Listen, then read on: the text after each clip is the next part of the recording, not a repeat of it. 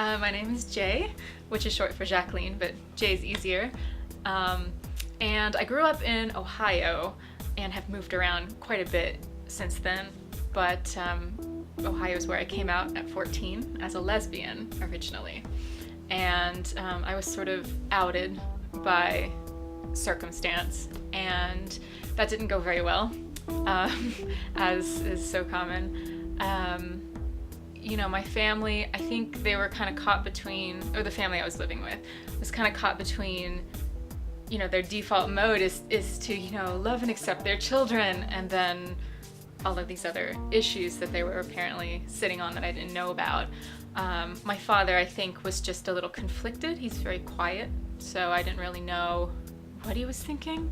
My stepmother, unfortunately, had a negative reaction, and between that and a few other situational things, I was kicked out of the house. So I ended up moving in with my mother, who lived in Georgia at the time, thus began my moving all over the place. But my mother, in response to all of that and me coming out or being outed, was like, oh, well, we'll go to Pride, obviously. So she's been amazing. And I got to march in the Pride Parade and carry the big flag in Atlanta at 14, which was a little overwhelming, but positive at the same time.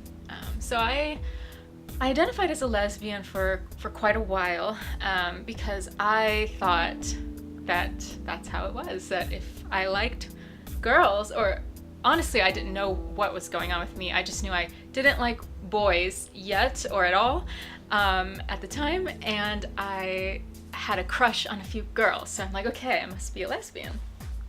So I went with that, and then I got to college and went through my intense experimental phase where I tried dating boys and discovered that, well, maybe I'm actually straight because I do like guys, so that means you're straight. So I became single and dated a few guys here and there. That seemed to go fine, and then I was in a long-term relationship, one I'm still in actually, and realized, this was a long time ago, like maybe 12 years ago or so, that no, I do still like women, and I kind of want to be able to act on that besides, and so the polyamory stuff started coming into the picture as well. So it took me quite a while to accept that I was probably some form of non-monosexual, but what that meant or looked like or what I could call it, I didn't know. And I wasn't even sure, having been monogamous, like, how do I figure that out even at this point? But I wanted to. And so eventually I did become polyamorous, and fortunately the person I was and am still with at this point was amenable to that and is happy with that too. And I have been able to explore that over the past, like 7.5 years, and definitely bisexual, depending on how you want to define that. I'm on the ace spectrum as well, which is a whole separate kind of exploration.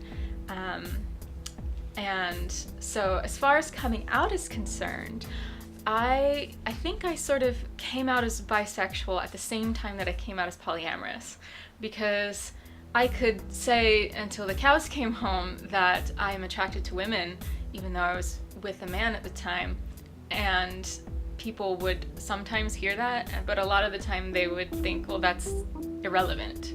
You're with a man, so you're straight. And obviously that's not how it works. Not to mention, well, maybe you're not straight, but you're in a straight relationship. And I'm like, well, it can't be a straight relationship because I'm not straight. So trying to explore what it meant to have sexual attraction patterns or lack thereof that did not seem to match with the narratives I was raised with or that were surrounding me and my peers or even my partners, that was also very confusing and kind of muddied the water in terms of figuring out my orientation as a whole, because I thought, well, I was really wanting sexual activity with this person and my desires now have shifted this way or that way, so maybe I'm not really straight, or maybe I'm not really gay, and that would push me back and forth. And so that sort of dovetailed with trying to figure out what my orientation was. And I was able to accept that I was bi at some point, but then what does this mean that I'm not responding in terms of sexual attraction the way everyone else seems to? And so, because I knew I loved being in romantic relationships that in every way are like romantic relationships that you see us at a cafe and there would be no question that we're like in love, but turn into a fly on the wall and we're not having sex, and it's not just this 10 bedroom syndrome. It's something deeper with me, and it really varied from person to person to person.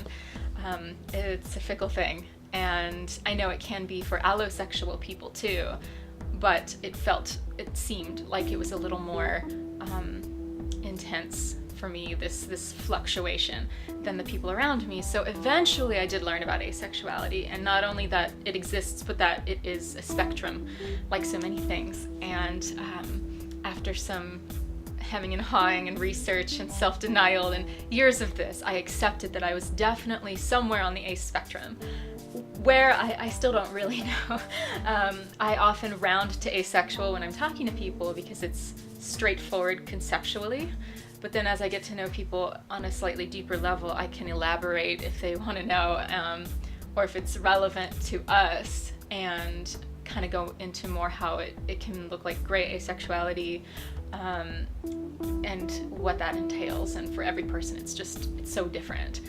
So I never really came out as ace in the same way that I came out as polyamorous or bisexual, but it just became something I was freely discussing anywhere. So that would be anything from just a social gathering or a one-on-one hangout to my mom, or Facebook, making references to it on Facebook or Twitter, and putting it in like a bio online. So if you encounter me for the first time on social media, it's, ace spectrum, poly, so on. And in that way, I came out sort of just in that I wasn't going to obfuscate it or refrain from talking about it. Whereas with being bi and poly both, I often do, and now with the ace thing, I also do this every year. I kind of do a coming out post, even though I'm already out. I just want people to remember, hey, we're out here, and in case you are new to my life, this is who I am, and there's lots of us compared to what most people think, so hi. And I find that being ace is the hardest for the folks that I've encountered to accept, because everyone wants sex, and yeah, that's a tough one. But I do find, thankfully, that a lot of folks in the poly community have been pretty receptive to the diversity of orientations that exist in the community. So I get people who are confused occasionally, but they at least accept that it's my reality. Whether they accept that it is reality is, hit or miss. So in terms of, when you come out, of course, you encounter all kinds of reactions, anything from complete indifference to, the negative or the positive. And I've been incredibly fortunate. The segment of my biological family that originally took issue with my orientation in my life, they aren't currently in my life. I don't want that to remain true, but I'm also kind of sentimental and hopeful, I guess. But for now, we haven't spoken in quite a long time. But my mother is completely accepting of absolutely everything. She's accepting of my orientation and its many label-related fluctuations.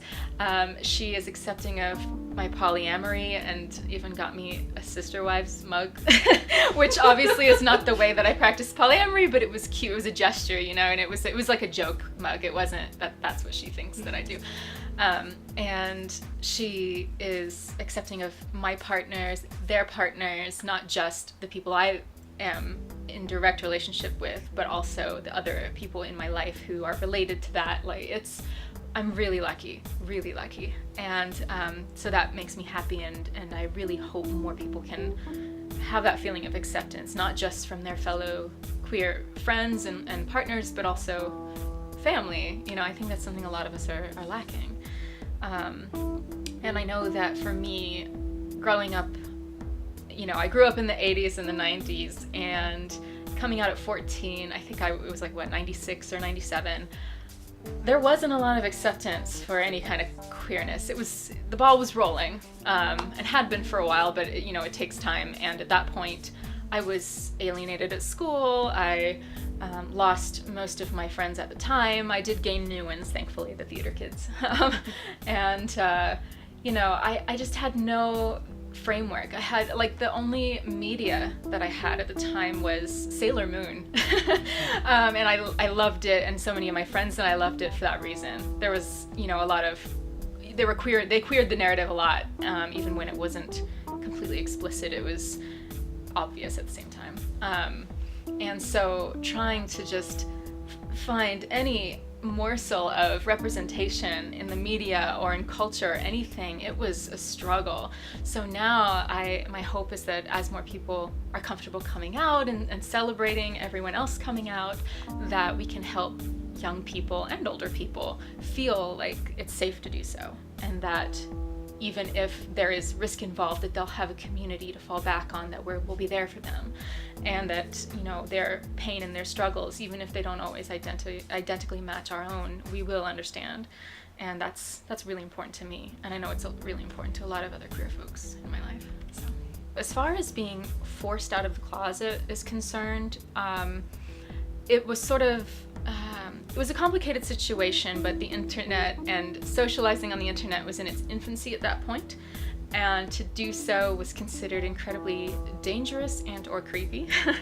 And so I did end up, as a 14-year-old, talking to another queer girl online, and yes, we actually did meet at some point, and she was an actual woman, and all these things that people were afraid of weren't anything that ended up being fulfilled. But the point is, my family found some of our chats and discovered that I was exploring my orientation by flirting and talking to this person, and they took that and ran with it. I was clearly disturbed. I was withdrawing from the world, even though I really wasn't. I was spending a couple of hours a day chatting with this person and then going to school and hanging out with my friends. So it was today nothing anyone would blink an eye at, but at the time it was very controversial. So they printed out my chats to show them to me. I mean, it was really,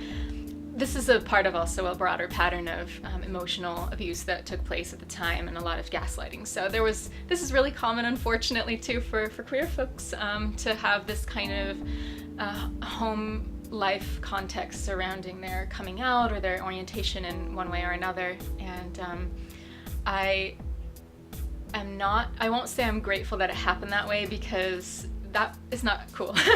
But I am grateful that by whatever means I did come out so early, because for me and my path in my life, it turned out to be a good thing in the end. I went through a lot of changes and growth through that process that made me feel now so comfortable being completely out of the closet across the board in every context about everything that I am. I never feel in any situation that is mine to decide that I need to, again, obfuscate who I am or what I am in any way. And I don't know that that would be true if I had come out much later. Maybe, but I don't really know. So it turned out all right.